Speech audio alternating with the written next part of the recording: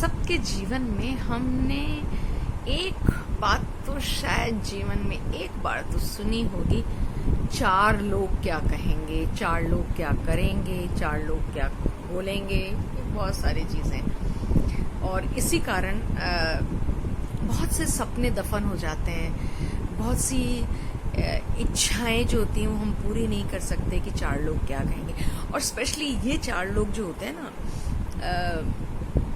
वो इतना एक्टिव होते हैं हमारी लाइफ में कि हम डर से जाते हैं कि चार लोग क्या कहेंगे, चार लोग क्या कहेंगे।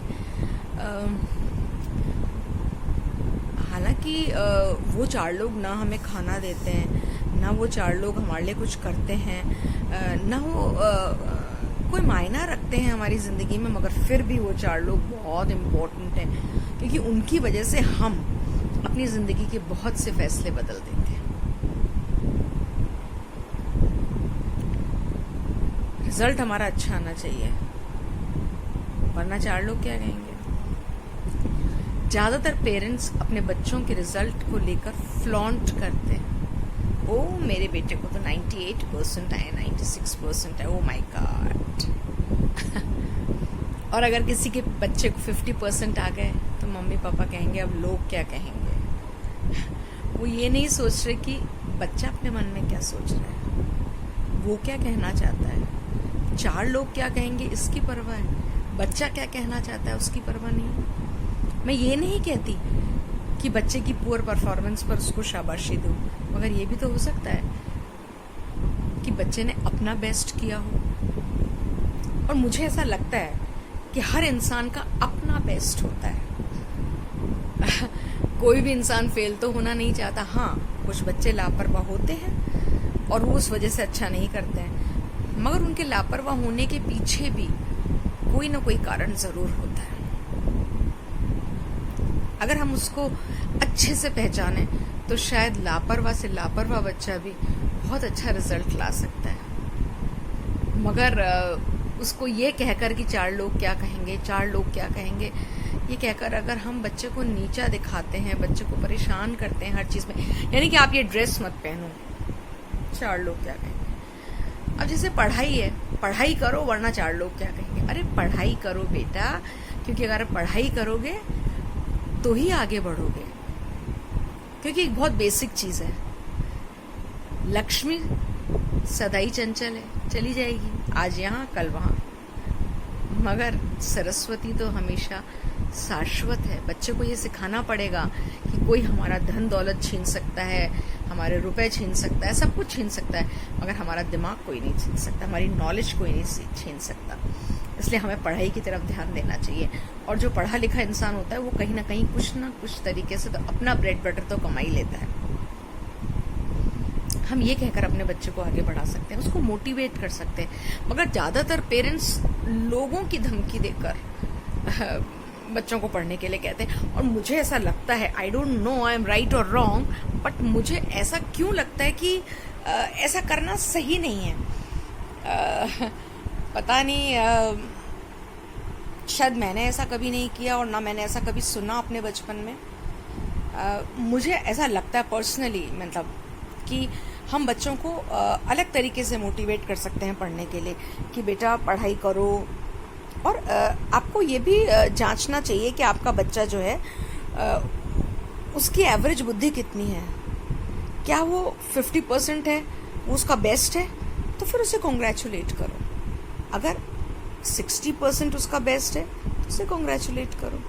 हाँ, अगर आपको ऐसा लगता है कि वो दिमाग से बहुत इंटेलिजेंट है मगर अपना टाइम वेस्ट कर रहा है, तो कुछ इस तरह का करो कि बच्चा पढ़ाई के रास्ते चल पड़े। अब आप पूछोगे क्या करें, ऐसे कोई होता है क्या जब बच्चा नहीं पढ़ रहा है तो मारेंगे, उसको चार लोगों की धमकी देंगे, और तो क्या कर सकते हैं। एक माँ बाप बेचारे और कर भी क्या सकते हैं। एक भूचाल सा आ जाता है, पता है, जब भी कभी किसी को बोलो कि नहीं बच्चों को इस तरह से धमकी मत दो, तो माँ बाप का यही रिएक्शन होता है। मगर मैं आपको एक बात बताऊं, मेहनत के जो बीज होते हैं ना, वो हर उम्र में बोए जा सकते हैं। हम ये नहीं कह सकते कि ये छोटी उम्र में नहीं पढ़ता था इसलिए अभी भी नहीं पढ़ता, इसको इसकी दादी ने बिगाड़ दिया, इसको इसकी नानी ने बिगाड़ दिया। नहीं, जब आंख खुले तभी सवेरा होता है। और याद रखिए, समझाने का तरीका कभी भी एक ऊंचे मंच पे खड़े होकर और ज्ञान नहीं देना चाहिए बच्चे को। बच्चे को वो सब करके दिखाओ जो आप चाहते हो कि आपका बच्चा करे। कई बार पता है क्या होता है, हम हमारे बच्चे को कहते हैं कि तुम्हें बहुत मेहनती होना चाहिए, तुम्हें बड़ों का आदर करना चाहिए, मगर क्या आप खुद मेहनती हैं? क्या आप खुद अपने बड़ों का आदर करते हैं? बहुत सारी चीज़ें बच्चा हमसे सीखता है। अगर वो देखेगा कि पापा मम्मी बहुत मेहनत करते हैं और मेहनत की वैल्यू करते हैं, दिस इज़ वेरी इंपॉर्टेंट, मेहनत करते हैं और मेहनत की वैल्यू करते हैं, तो बच्चा भी मेहनत करेगा और मेहनत की वैल्यू को समझेगा। डांटना, पीटना, इन सब चीज़ों से कुछ नहीं होता। मुझे लगता है कि हम बच्चे को इस तरीके से समझाएं कि बच्चा जो है वो ये जान ले बहुत अच्छे तरीके से कि there are no free lunches. हाँ, आप उसका तरीका थोड़ा सा अच्छा चुन सकते हैं।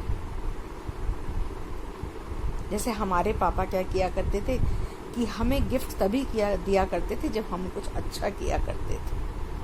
मगर आज के ज़माने में तो एक ही बच्चा होता है और माँ बाप के पास टाइम नहीं, पैसा होता है, इसलिए वो जो चाहे सो अपने बच्चे को दिलाते रहते हैं। आज 11-12 के बच्चों के पास लेटेस्ट मोटरसाइकिल्स, लेटेस्ट गैजेट्स सब कुछ होते हैं। वो बच्चा पढ़ेगा ना, वो तो उन गैजेट्स में खो जाता है। उसे वैल्यू ही नहीं पता कि ये जो मोटरसाइकिल आई है ये कितने पैसों की आई है, और चलो उनको ये पता होगा कि ये कितने पैसों की भी आई है क्योंकि उनको भी तो फ्लॉन्ट करना होता है। तो ये पैसे आए कहाँ से, ये कैसे कमाए गए, क्या ये हम अपने बच्चों को बताते हैं? क्या हमारा बच्चा जानता है इन बातों को? एक एक पैसे की कीमत बतानी पड़ती है बच्चे को।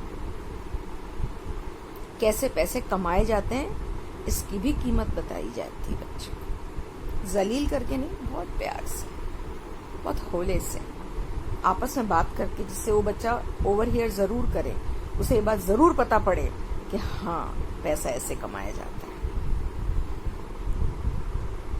Free gifts teach them that there are free lunches and for that reason they don't study. और ये बात टीचर्स पे भी लागू होती है। कई बार टीचर जो होती है वो सिलेबस पूरा कर देती है, स्टूडेंट्स आर टॉट और नॉट, नो वन नोस। बच्चों को कुछ समझ में नहीं आया तो मैं क्या करूं, मैंने तो करा दिया, ये कोई जवाब नहीं होगा। अगर बच्चे को समझ में नहीं आया तो बार बार समझाइए, और जब तक समझाइए कि उसे समझ आ जाए। ये सब कुछ पेरेंट्स और टीचर्स दोनों पे डिपेंड करता है, और एट लार्ज सोसाइटी पे डिपेंड करता है, क्योंकि यही बच्चे तो आगे जाके फ्यूचर बनेंगे देश का। हाँ, फिर क्या होगा? क्या हम अपने विश्व के फ्यूचर को डार्क की ओर ले जा रहे हैं, ब्लैक होल? हाँ, जब भी पेरेंट्स और टीचर्स को ये लगे कि हम थक गए हैं, अब नहीं हो रहा है, इन बच्चों से परेशान हो गए हैं, तो मेरे पास एक मंत्र है, वो बोलो और खुश हो जाओ। और वो मंत्र पता है क्या है? मैड हार्ट बी ब्रेव, और फिर शुरू हो जाओ। मगर प्लीज बच्चों से ये मत कहो कि you are good for nothing, या बच्चों से ये भी मत कहो कि 4 लोग क्या कहेंगे। 4 लोग सिर्फ आपको मुक्ति मार्ग पे ले जाएंगे, इसके अलावा कुछ नहीं कहेंगे।